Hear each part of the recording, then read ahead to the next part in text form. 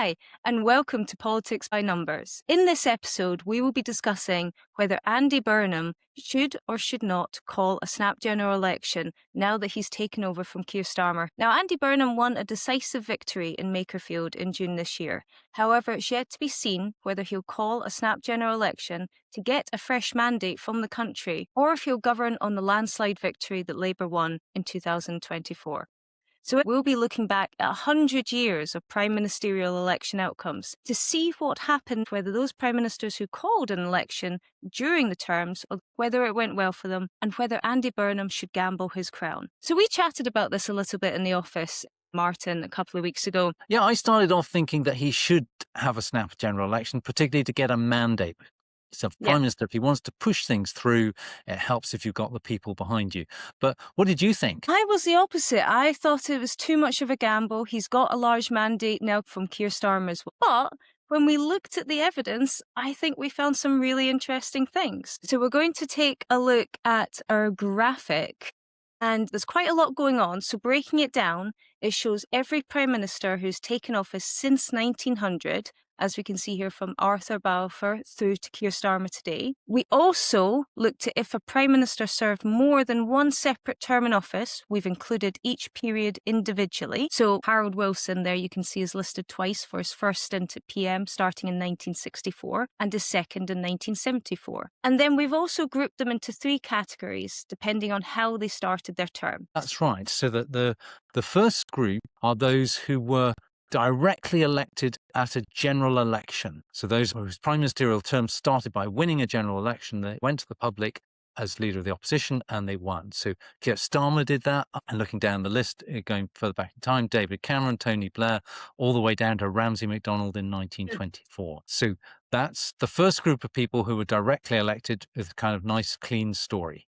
Now, the middle group, the second group that we've got here, which are those prime ministers that called a snap general election pretty much after they were appointed. So you've got Boris Johnson there, who called a snap general election and won a big majority afterwards, as well as Anthony Eden and Baldwin twice in this category as well. And what about the third one, Martin? And so the third group are those prime ministers who arrived by appointment. They didn't arrive on the back of general election victory, and they also chose not to have a snap general election immediately afterwards as well. And you see it's quite a long group. There's 13 prime ministerial terms in that, from Rishi Sunak most recently all the way down to Arthur Balfour just at the start of the 20th century. Brilliant.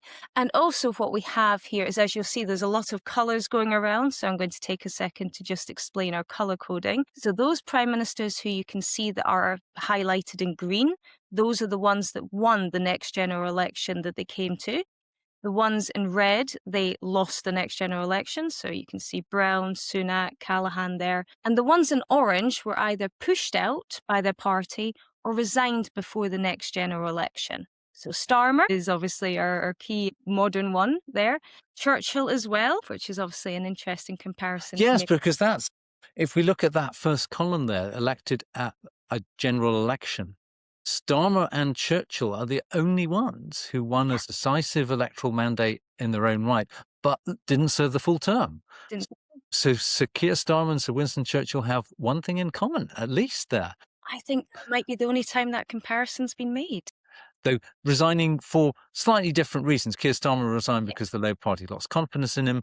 Winston Churchill resigned, I guess, in broadly speaking, the Conservative Party lost confidence that he was healthy enough to continue. He was quite ill at the time and died not so long afterwards.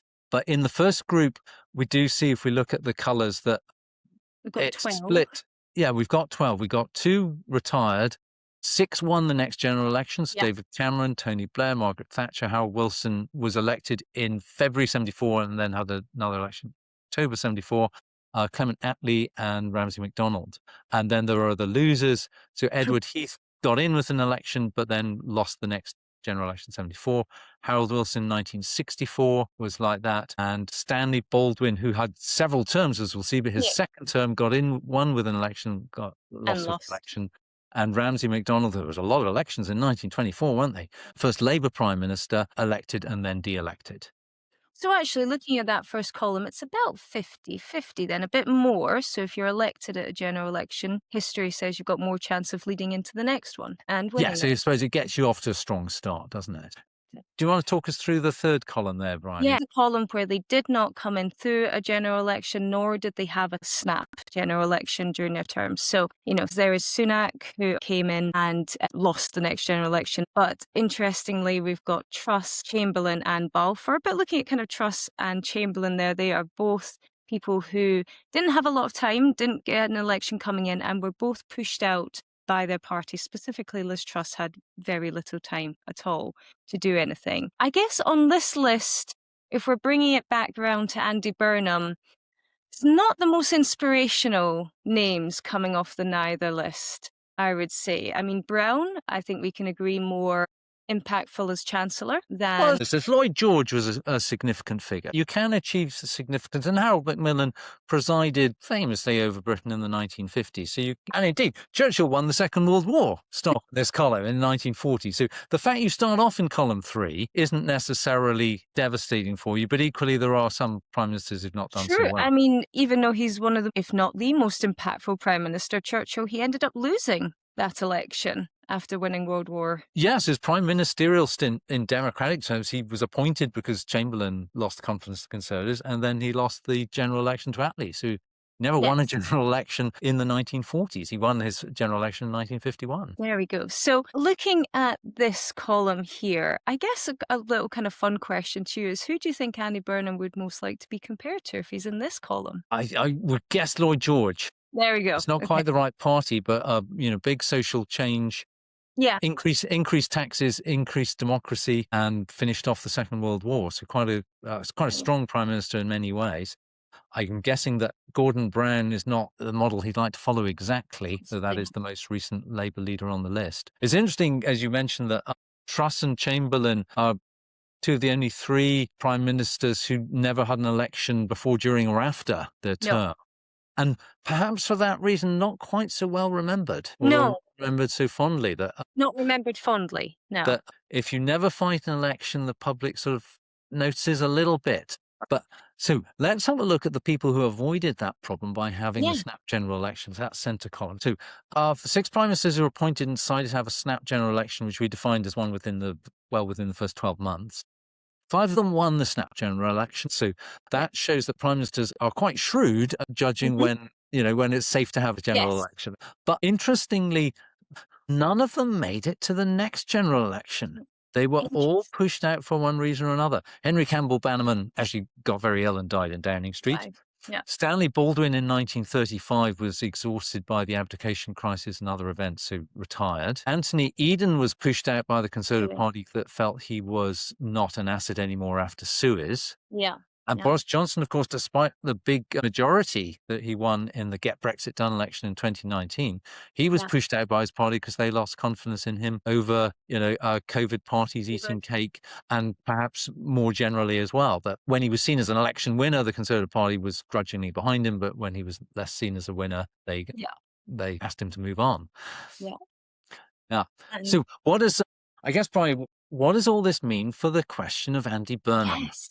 So should or shouldn't he, looking at this, call a snap general election? Well, if we're looking at the middle column, I guess it's more where you might stand now, which is it's not looking great long term for the prime ministers who do it. Yeah, that surprised me. I thought that getting a mandate was a good thing, but if you look at the record, it's not worked out for anybody. I mean, I suppose it's not poor Henry Campbell Bannerman's fault that his health was poor. No. But, on the whole, it's not gone well. No, I mean, even for, as we've mentioned, even for prime ministers like Johnson, who came out with a majority, that enough with his own mandate didn't save him from his party.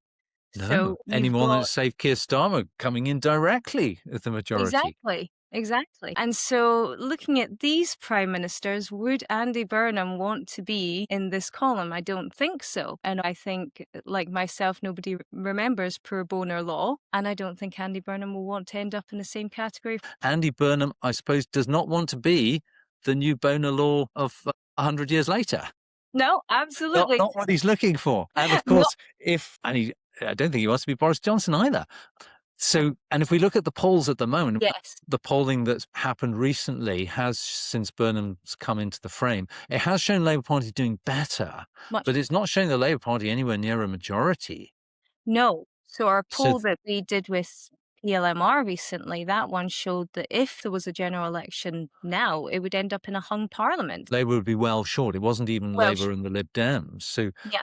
now, of course, that can evolve in the months to come and go up and down. But Burnham has the choice between 3 years with a big majority inherited from Keir Starmer Yeah. and having an election which sort of on the central forecast, they're not going to get a majority, Yeah. and the Labour Party will shout at him for, losing 100 or 200 seats of Labour MPs losing their jobs. I think you have to be quite a tough guy to say, I'm going to do that to get a mandate, especially when now we look at the data, getting the mandate is not as much as I thought it was going to be. And it's not going to be an easy thing in this case, given what the polling's saying for Andy Burnham anyway, so getting a mandate for him would be tricky. But I guess you and I, we both kind of switched positions on this, which is interesting. You So started where are you now? You started off saying no snap. So I think, now I'm the opposite. Now I think he should go for it. And there's a couple of reasons. If we're looking at the polls back when we did a MRP in January, Labour was sitting in 6th place. So they have now jumped up to 1st place, albeit that there would be a hung parliament. They'd have to work very hard to get a working majority. However, I think right now he's hot on the heels of reform and they're being cut into by Restore. This might be the only time that he's got. And as we can see in the last couple of prime ministers, they don't stick around very long. The advice that Electoral Calculus gave at the time, Gordon Brown was thinking of having a snap election just after he'd taken over, when he would have won a modest majority, we think. He disregarded that and ploughed on to defeat. It's not quite the same for Andy Burnham. So where do you stand then? You are now... Well, I started off saying do it now to get the mandate and get legitimacy. But I don't see that as strong an argument anymore. But I suppose the one thing I would say to Andy Burnham is keep watching the Electoral Calculus website every month.